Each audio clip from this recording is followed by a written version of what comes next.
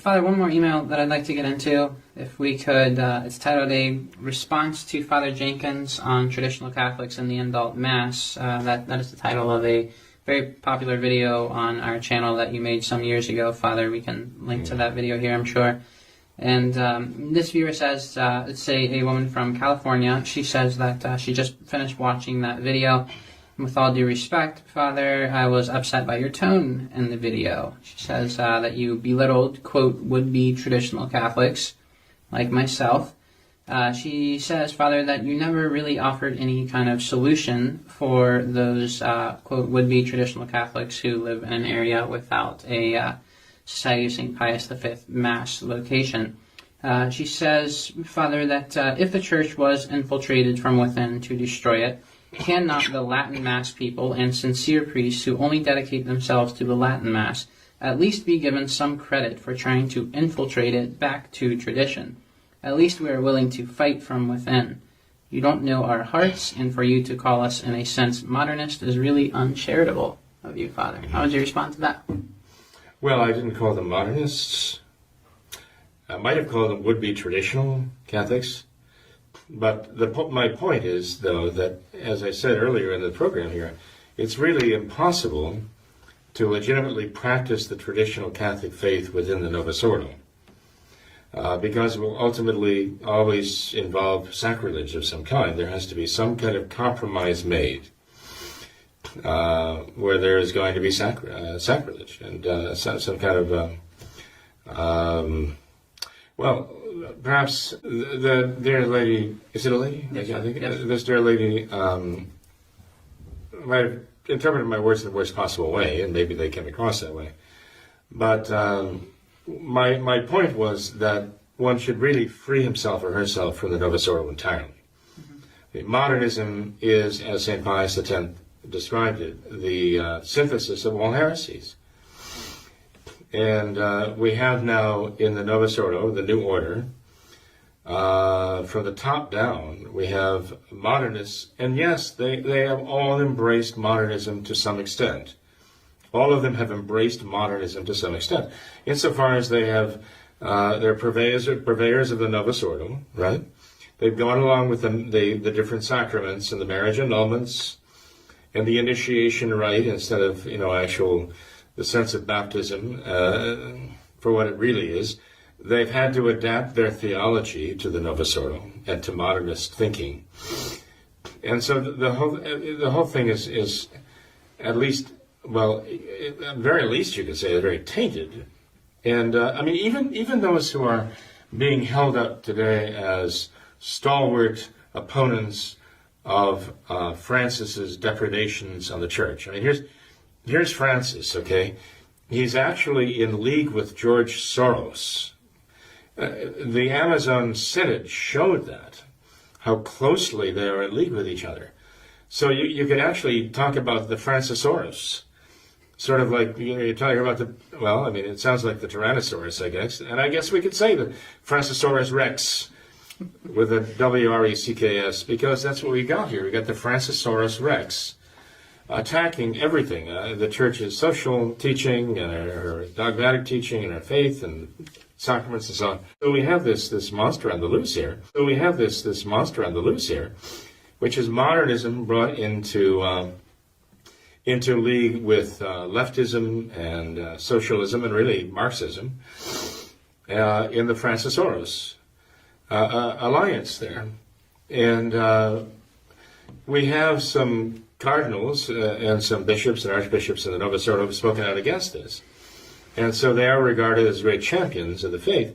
But they have been going along and actually not only representing, but promoting the Novus Ordo all this time, since Vatican II. The new Mass, the new sacraments, the new catechisms, all these things, that has been their stock and trade, too. And they're very protective of that, even to this day. They will not acknowledge that Vatican II really was a sharp turn to the left, and took the Church, basically hijacked the Church. The modernists hijacked the Church in Vatican II, and so they will not acknowledge that. My point is that Modernism is the antithesis of Catholicism. It's not just anti-Catholicism. St. Pius X said it's the synthesis of all heresies. It's the exact negation of Catholicism, because it takes the very word faith and redefines it to mean something that the Church has never believed, never understood faith to be. It redefines the very meaning of faith itself. That's why St. Pius X says modernists strike at the very root of the faith. They strike at the very virtue of faith itself and falsify it. So until they're willing and ready to acknowledge, look, we've been off the track here, they can even tell us, in good faith, but we've definitely now see that we've gotten off the track. And we now trace it back to the origins of this at Vatican II. And we realize now we have to retrace, we have to go back there. We have to go back and resume the practice of the faith as it was at that point. That's my whole point. And this is what I wanted to get across to this dear lady. When she talks about fighting from the inside, I will tell her what I know. Back when this was happening, we were trying to fight it from the inside. And got nowhere. Things were changed. It was like Tiananmen Square with the tank rolling off over the protester there. We're incapable of withstanding it. Now, after 20 years, from 1968 to 1988, and since 1988 now, they are allowing the Latin Mass, the 1962 version of the Latin Mass, they're allowing it under controlled circumstances in the Novus Ordo. For the first 20 years, they wouldn't even allow that, But their whole purpose was to gain control over it and to gain control over people like her who still had the faith, but keep them in the Novus Ordo and keep them supporting the Novus Ordo. So again, if you are inside the Novus Ordo trying to work from within, you're still in the Novus Ordo, and you are still contributing to it, and you're still basically saying it is Catholic. And if you believe it is Catholic, then that's what you should be doing, the Novus Ordo. If you don't believe it is Catholic, you shouldn't be involved in it. Mm-hmm. You shouldn't be affiliated with it, and you shouldn't be representing it. You have to decide which is Catholic and which is not. Mm-hmm. I gather from what she says there, maybe she really thinks that the Novus Ordo really is Catholic. Maybe brand X, maybe an off-brand of Catholicism, but it's still Catholic enough that she can still find her niche in there, allowing her to practice the traditional Catholic faith. I would disagree with that. I would say no. It is not Catholic. It is purveying a modernist religion to represent the modernist anti-faith. And if we realize that, if we understand that to be true, we can't have anything to do with it. Well, Father, if I may paraphrase and try and summarize the rest of her email, and really, I think her... It looks rather lengthy. It is. But the point that she's making here, I really think is one of the most, if not the single most common question that we receive. And the point is this, that, conservative Novus Ordo Catholics, they may agree to a certain extent of what you're saying when you expound the damages that Francis has done to the Church. They will, many of them, agree with you to some point. However, they say that this is the only option that they have. There's nowhere else for them to go. This viewer says she lives in California. How many truly traditional Catholic priests like yourself are there in California? She says, you talk about the Society of St. Pius V. Well, she says in 37 years of a society, there are only locations in 14 different states. There are not seminaries or many seminaries or many places for would-be traditional Catholics like yourself to attend a Society of St. Pius V Mass. And so their only option, it seems to them, is to try and attend their local diocesan Latin Mass and fight it from within. Well, she might consider that to be a lesser of all possible evils, but the lesser, or the least of all the evil options is still an evil. And we shouldn't accept that as standard operating procedure. So what should she do? So if she considers that to be the standard which she's going to go by, and she doesn't try to escape that to a better option, shall we say, then that would be a mistake. If one sees something as a compromise, one might justify that under the circumstances. But to say, okay, this is a compromise, I'm going to make this my standard, the standard of my behavior, and I'm just going to accept this as the best possible circumstance and the only best possible circumstance. That's not good. That's a bad thing, to accept a compromise and make that the standard operating procedure. That's dangerous, to make a compromise your standard. But if she knows for a fact that if she can establish the fact that the clergyman who was offering the Mass, okay, the traditional Latin Mass, even if it's a 62 version, right? If she knows for a fact that he's validly ordained, that he does not say the Novus Ordo and is not connected with the Novus Ordo and not practicing the Novus Ordo, let's put it that way, then and he practices only the traditional Catholic faith and he holds only the traditional Catholic faith, she might be able to justify going to him.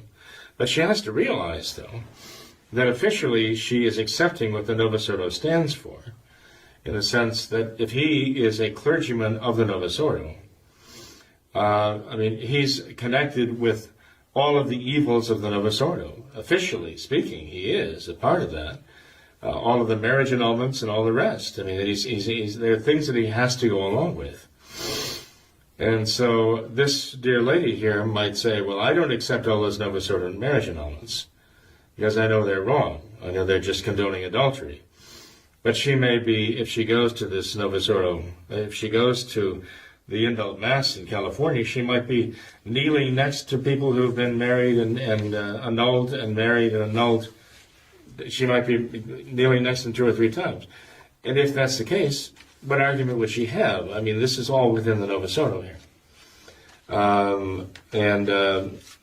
Not only that, but formally speaking, she'd be in communion with people like Hans Kuhn and so on, who deny the faith outright.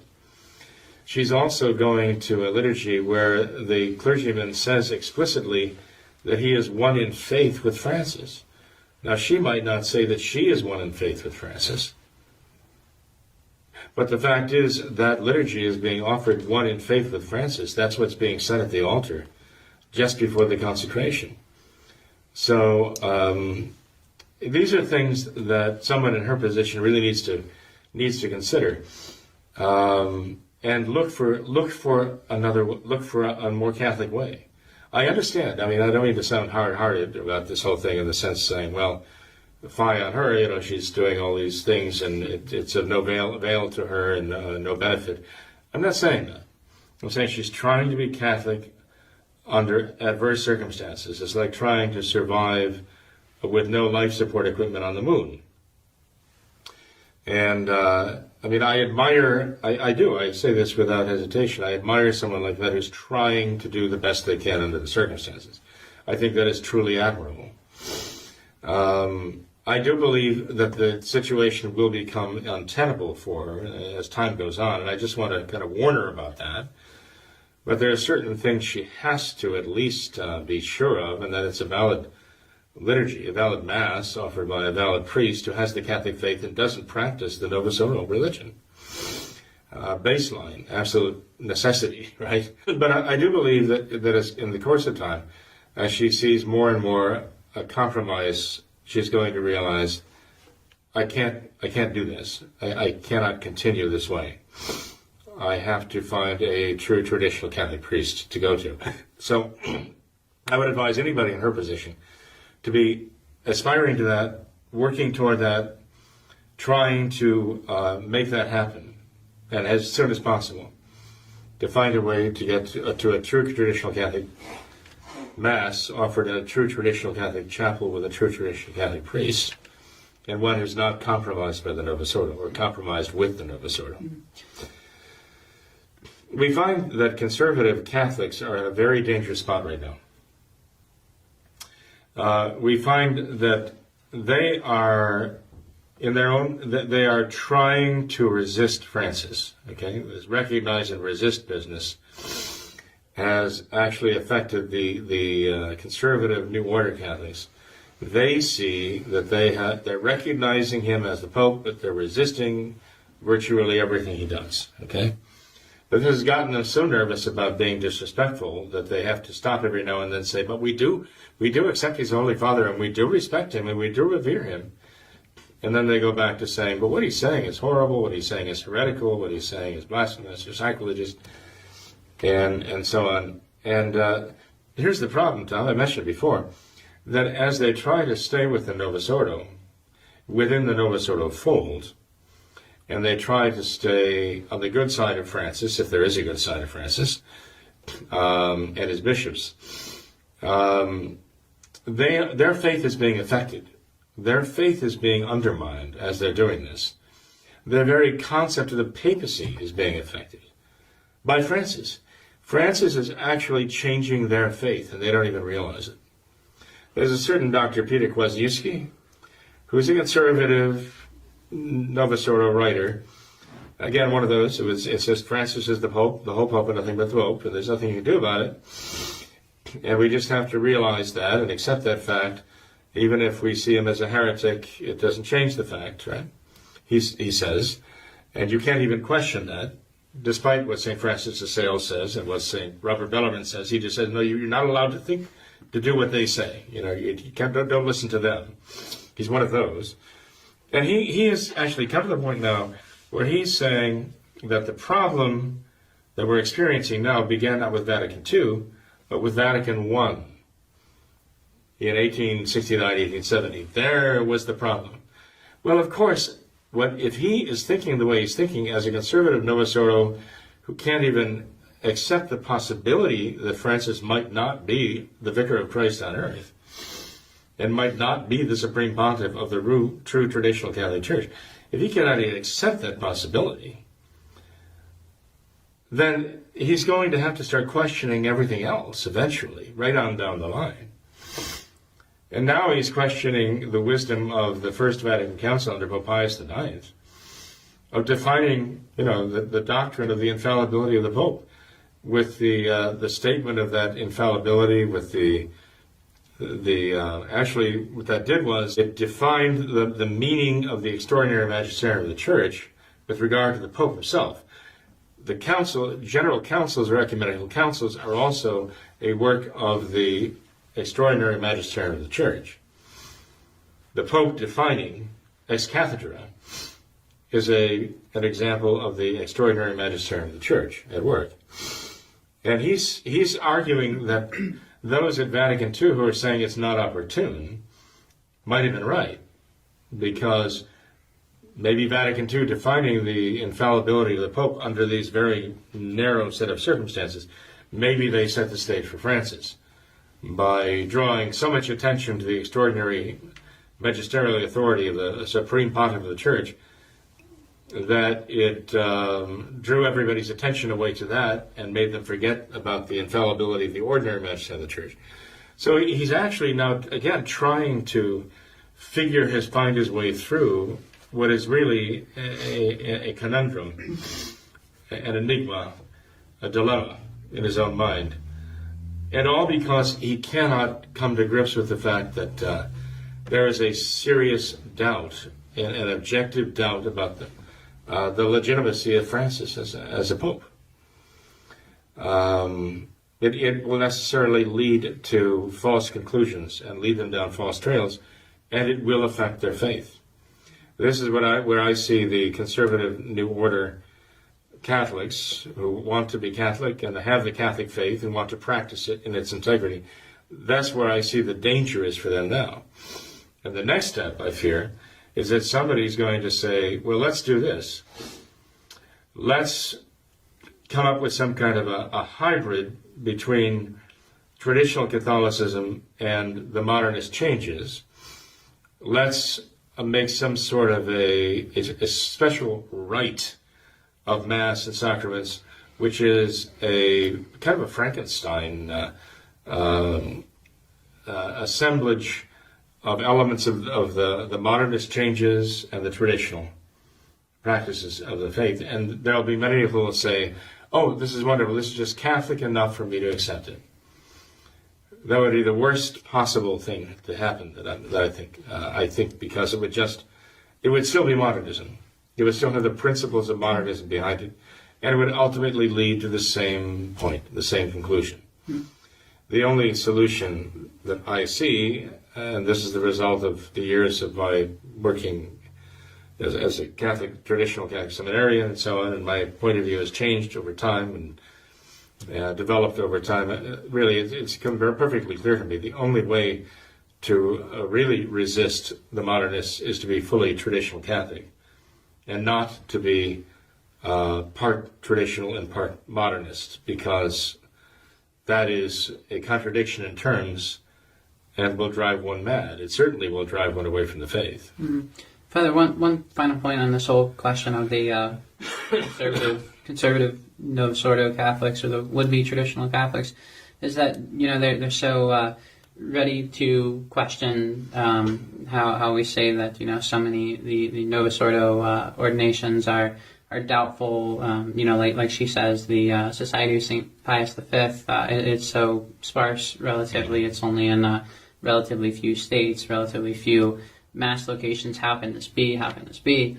And I would say, well, before that question is asked of us, is asked of you in the Society of St. Pius V, they would have to address that question to St. Paul, because he said it's in sacred scripture, inspired by the Holy Ghost, that there would be, at some point in time, a great apostasy, a great falling away from the faith. So I think rather than question how can this be, when we know that this... it must come to that at some point in history. If this is not that time right now, then we know that time is going to come at some point. So we should not be so surprised to see something like this, but rather instead what we should do is what we read in the Gospels, I believe in the first weeks of Advent, is that we should flee to the mountains. We should flee to Mount Calvary. We should find where there really is a true traditional Mass, and like you said, we should work our way towards that. So rather than kind of staying out in the desert, in the closets, as the Gospel says, we should flee to the mountains. We should find where there is a truly unquestionable traditional Catholic Mass and flee to that mountain. Exactly, Tom. At the time of the Arian heresy, St. Jerome wrote that 80% of the bishops at that time, in his estimation, were Arian heretics. Now, if she were to have written to St. Jerome and said, well, this is the best I can do in my diocese ruled by this Arian heretic here, so I'm trying to practice the Catholic faith within this Arian milieu, and yes, I mean, 80% of the priests here are modernists and Arians and so on. Would St. Jerome have said, just hunker down there and try to be as Catholic as you can, where you are when under the circumstances? Or would he say, try to escape your Arian bishop, try to escape your Arian clergymen, you know, and come back to where there are traditional, true, fully Catholic priests and bishops? We know St. Hermenegild, whose feast day is April 13th, was imprisoned by his Arian heretic father, the king, who sent him an Arian heretic bishop to give him Holy Communion on Easter Sunday. And St. Hermenegild would not receive communion from the Arian heretic bishop because he would not be in communion with them, for which cause his father had him martyred. So St. Hermenegild is now a martyr of the faith, and he set that example by refusing to be in communion with the enemies of the Church, the enemies of faith, the enemies of Christ. So this is the example the Church has given to us. I just caution someone in her position, even though I tell them, I know it's a very terrible position to be in, it's an awful position to be in.